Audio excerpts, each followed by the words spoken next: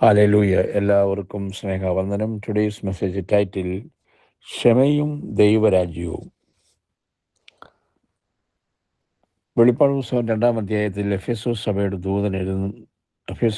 ദൂതിൽ 4-ാം വാക്യത്തിൽ വായിക്കുന്നത്, എങ്ങനെ നിന്റെ ആദ്യ സ്നേഹം വിട്ടുകളഞ്ഞു എന്ന് ഒരു കുറ്റം നിന്നെക്കുറിച്ച് പറവാനുണ്ട്.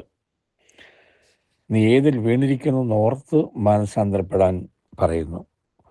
യേശു തൻ്റെ പ്രസിദ്ധ ഗിരിപ്രഭാഷണത്തിൽ നിന്റെ വഴിപാട് യാഗപീഠത്തിങ്കിൽ കൊണ്ടുവരുമ്പോൾ സഹോദരന് നിന്റെ നേരെ വല്ലതും ഉണ്ടെന്ന് അവിടെ വെച്ച് ഓർമ്മ വന്നാൽ നിന്റെ വഴിപാട് അവിടെ യാഗപീഠത്തിൻ്റെ മുമ്പിൽ വെച്ചേച്ച് ഒന്നാമത് എന്ന് സഹോദരനോട് നിരന്നുകൊള്ളുക, പിന്നെ വന്ന് നിന്റെ വഴിപാട് കഴിക്കുക എന്നാണ് പറഞ്ഞത്. ഇതിൽ നിന്നും ക്ഷമയുടെ ആത്മാവ് കൂടാതെയുള്ള പ്രാർത്ഥനയ്ക്ക് യാതൊരു വിലയുമില്ലെന്ന് വ്യക്തമാണ്. പ്രാർത്ഥനയോ യാഗമോ ഉപവാസമോ ക്ഷമയ്ക്ക് ഒരു ഉപശാന്തിയും നൽകുന്നതല്ല. നമ്മുടെ സഹോദരൻ മാത്രമല്ല, നമ്മുടെ ക്ഷമ അറിയിക്കുന്നവൻ ശത്രുവിനോടും ക്ഷമിക്കാൻ നാം കടംപെട്ടിരിക്കുന്നു. കർത്താവിൻ്റെ ഉപദേശം, നിങ്ങളുടെ ശത്രുക്കളെ സ്നേഹിപ്പീൻ, നിങ്ങളെ പഴിക്കുന്നവർക്ക് ഗുണം ചെയ്യുവീൻ, നിങ്ങളെ ദുഷിക്കുന്നവർക്ക് വേണ്ടി പ്രാർത്ഥിപ്പീൻ, അങ്ങനെ നിങ്ങൾ സ്വർഗ്ഗസ്ഥനായ പിതാവിൻ്റെ മക്കളാകും എന്നാണ് നമ്മളെ പഠിപ്പിച്ചേക്കുന്നത്. തൻ്റെ ശിഷ്യന്മാർക്ക് കാലതാമസം വന്നു ഇതിൽ.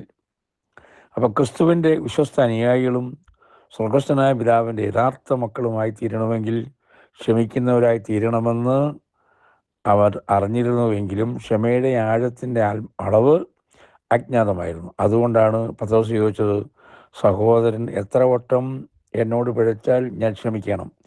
7 വട്ടം മതിയോ? ഈ പ്രശ്നത്തിന് കർത്താവ് നൽകിയ മറുപടി, 7 വട്ടമല്ല 70 വട്ടം എന്ന് ഞാൻ നിന്നോട് പറയുന്നു എന്നാണ്. തൻ്റെ ഗുരുവിൻ്റെ ആത്മാവിനാൽ നിറയപ്പെട്ട പൗലോസ് എഴുതിയതും തമ്മിൽ ഭയമുള്ളവരായിരിപ്പീൻ, തമ്മിൽ ക്ഷമിപ്പീൻ, ദൈവം നിങ്ങളോട് ക്ഷമിച്ചതുപോലെ എന്നാണ്. എന്നാൽ ഒരു കാര്യം നാം മനസ്സിലാക്കാനുണ്ട്. ഒരു വിശ്വാസിയെ സംബന്ധിച്ച് പാപം ചെയ്യുക, പിന്നെയും ക്ഷമ ചോദിക്കുക, പാപം ചെയ്യുക, ക്ഷമ ചോദിക്കുക, അതിനൊരു അതിർത്തിയുണ്ട്. ദൈവം ക്ഷമിക്കുമായിരിക്കും. നമ്മൾ ഇവിടെ എഫെസോസിലെ സഭയുടെ ദൂതന് എഫെസോസ് സഭയിൽ പൗലോസ് പ്രവർത്തിച്ചതാണ്. പക്ഷെ അവരുടെ ആദ്യത്തെ പ്രവൃത്തി, ആദ്യ സ്നേഹം അവർ വിട്ടുകളഞ്ഞു. അതെ, പിന്നെ പറയണം, നീ ഏതിൽ വീണിരിക്കുന്നു എന്നോർത്ത് മാനസാന്തരപ്പെടുക, അല്ലാഞ്ഞാൽ ഞാൻ വരികയും നിന്റെ കിരീടം നഷ്ടപ്പെടുകയും ചെയ്യും.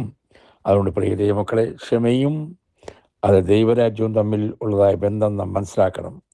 നാം ദുരുപയോഗം ചെയ്യരുത് എന്ന് പറഞ്ഞുകൊണ്ട് എൻ്റെ വാക്കുകൾ ചുരുക്കുന്നു. God bless you all.